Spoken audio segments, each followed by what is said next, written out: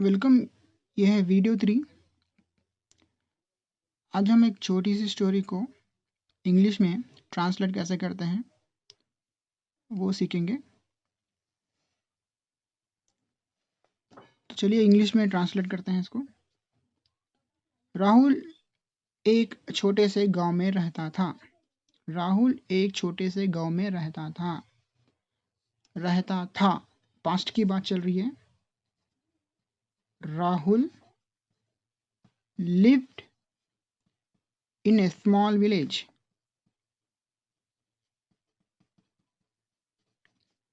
उसके माता पिता किसान थे। उसके माता पिता किसान थे।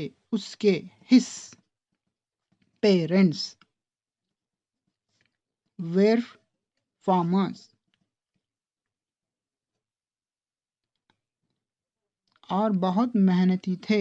और बहुत मेहनती थे। and very hardworking. and very hardworking. एक दिन गांव में एक बड़ा मेला लगा। एक दिन गांव में बड़ा मेला लगा। मेला मेले को कहते हैं इंग्लिश में फेयर। तो चलिए one day a big fair लगा। तो वाज में देंगे पास्ट में। वाज बड़ा मेला लगा। ऑर्गेनाइज्ड, ठीक है, ऑर्गेनाइज कहेंगे इसको। मेला जहाँ जहाँ भी लगता है उसको ऑर्गेनाइज कहते हैं।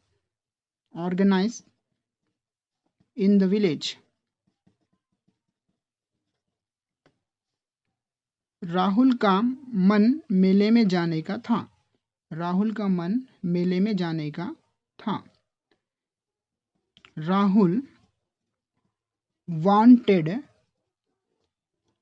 to go to the fair. to the fair. लेकिन उसके पास पैसे नहीं थे। लेकिन उसके पास पैसे नहीं थे। But he didn't have money. Did not have money. उसने अपने माता पिता से पूछा। उसने अपने माता पिता से पूछा। He asked, पूछा ना, पास्ट में है फिर से। asked his parents, माता पिता पेरेंट्स कहते हैं, ठीक है। his parent, क्या पूछा? लेकिन उन्होंने कहा कि पहले खेत में काम पूरा करना होगा। फिर से पास्ट में है। लेकिन उन्होंने कहा, बट दे सेड, कहा कि पहले खेत में काम पूरा करना होगा। दे सेड दैट, करना होगा ना, तो दैट खेत को कहेंगे हम फील्ड या फार्म कहेंगे, ठीक है, फील्ड या farm. That the farm work, करना होगा, ठीक है, the farm work had to be done या had to be complete. Had to be complete, ये पास्ट परफेक्ट में जा रहा है, ठीक है। Had to be complete, past perfect में जा रहा है। Complete, completed, had to be completed first, करना पड़ेगा, ठीक है, करना पड़ेगा या करना होगा। Had to be completed first. Next, Rahul ने तुरंत काम करने का निश्चय किया। निश्चय, निश्चय कहते हैं रेडी हो जाना, ठीक है। इसको हम इंग्लिश का वर्ड क्या कहेंगे? डिसाइड कहेंगे, ठीक है, डिसाइडेड। तो यहाँ पर कैसे लिखेंगे इसको? राहुल ने तुरंत काम करने का निश्चय किया। राहुल तुरंत ना, तो राहुल तुरंत, तुरंत मतलब इमीडिएटली, इमीडिएटली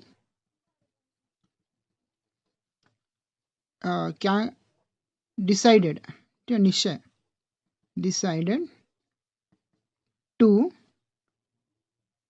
काम करने का, ठीक है, to get work done, to get work done, और पूरा दिन खेत में मेहनत की, और पूरा दिन खेत में मेहनत की, पूरा दिन मतलब होल डे, एंड और होल डे वर्कड, मेहनत की ना, वर्कड, फिर से पास्ट में है इसलिए वर्कड, इन द फॉर्म या फील्ड, कुछ भी कह सकते हैं आप, इन द फील्ड। नेक्स्ट, शाम को जब खेत में सारा काम खत्म हुआ, फिर से पास्ट में, शाम को जब खेत में सारा काम खत्म हुआ, शाम को ना, in the evening, in the evening,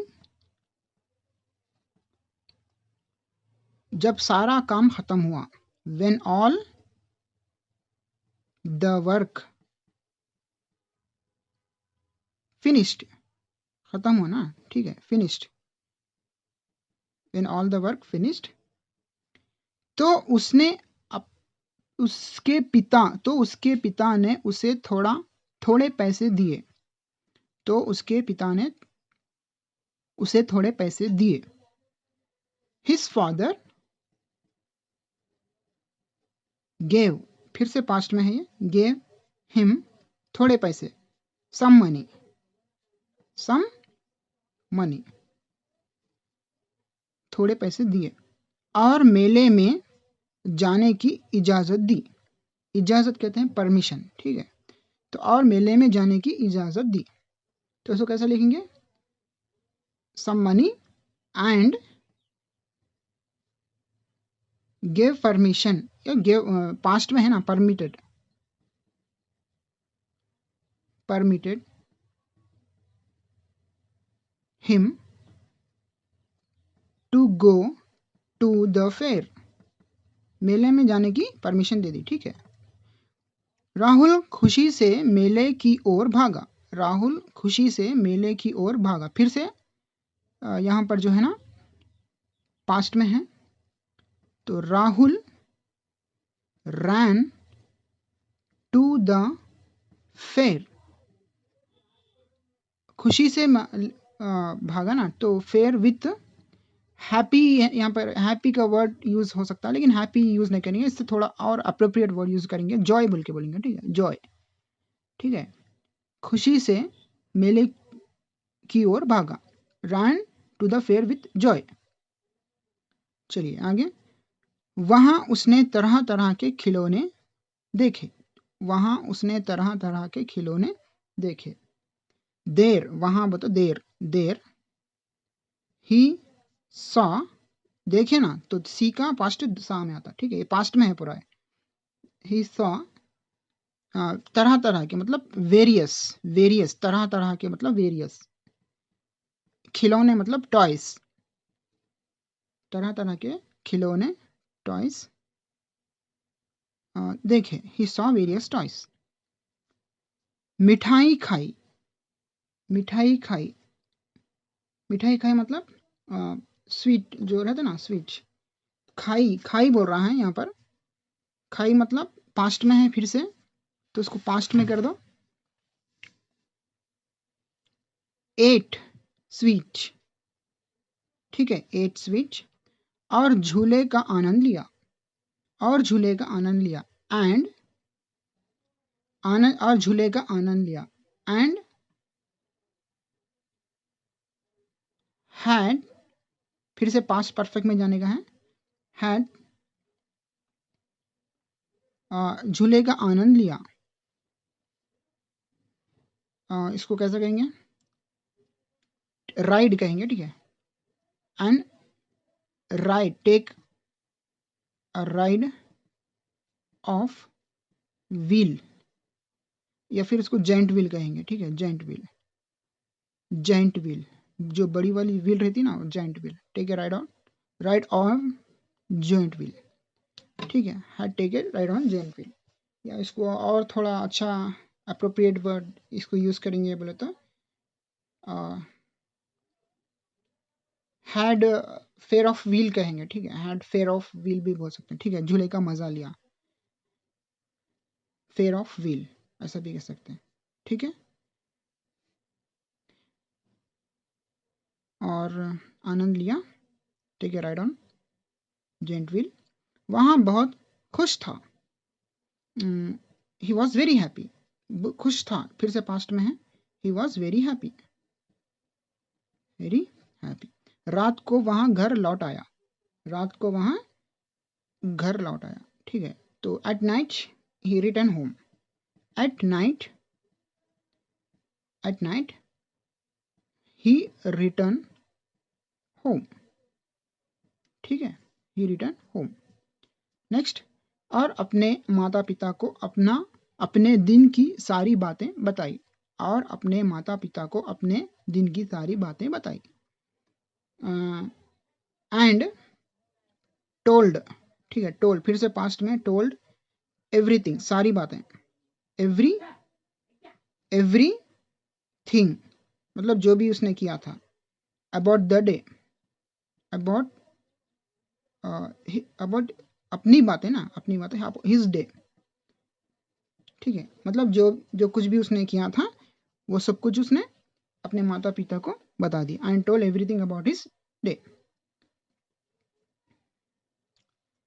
next, यहाँ दिन राहुल के लिए हमेशा यादगार बना रहा, यहाँ दिन राहुल के लिए हमेशा यादगार बना रहा। द, यहां से स्टार्ट करेंगे, द डे बिकेम, यादगार मतलब मेमोरेबल,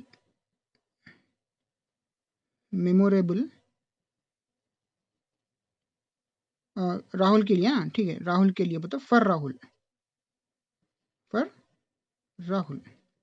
उसने समझा कि मेहनत का फल मीठा होता है, उसने समझा कि मेहनत का फल मीठा होता है, तो यहाँ पर इसको ही अंडरस्टूड, समझा मतलब ही अंडरस्टूड दैट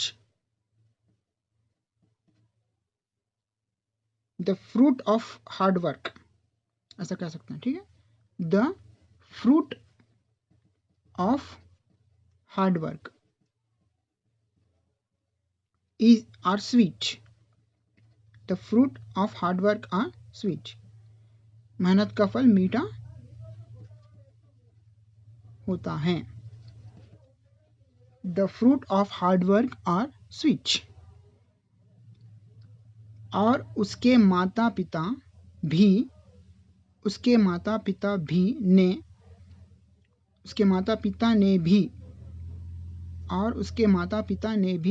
मेहनत को सराहा, सराहा को यहाँ पे इंग्लिश में कहते हैं अप्रिशिएट करना, ठीक है, अप्रिशिएट, ठीक है, अप्रिशिएट। तो उसकी मेहनत मतलब जो भी उसने काम किया था, मतलब जो भी एफर्ट्स किए थे उसने, तो यहाँ पर एफर्ट्स वर्ड यहाँ पे आप यूज कर सकते हो, एफर्ट्स, और यहाँ पर अप्रिशिएट, तो लिखेंगे और and his parent also appreciate APPRECIAT, appreciate मतलब सराहना, ठीक है, अप्रिशिएट हिज वर्क भी कह सकते हो, या फिर उससे अच्छा आप अगर यूज करना चाहोगे वर्ड तो एफर्ट वर्ड अच्छा रहेगा, ठीक है, his work, his hard work भी कह सकते हो, ठीक है, हिज हार्ड वर्क या हिज एफर्ट्स। तो ये रहा इसका जो है एक छोटे से स्टोरी का ट्रांसलेशन। अगर आपको अच्छा लगा तो आप जो है हमें फीडबैक दें। उम्मीद करते हैं फिर नेक्स्ट वीडियो में हम एक और नए स्टोरी के साथ, जो कि हिंदी टू इंग्लिश ट्रांसलेशन है। फिर से मिलेंगे। Okay, thank you.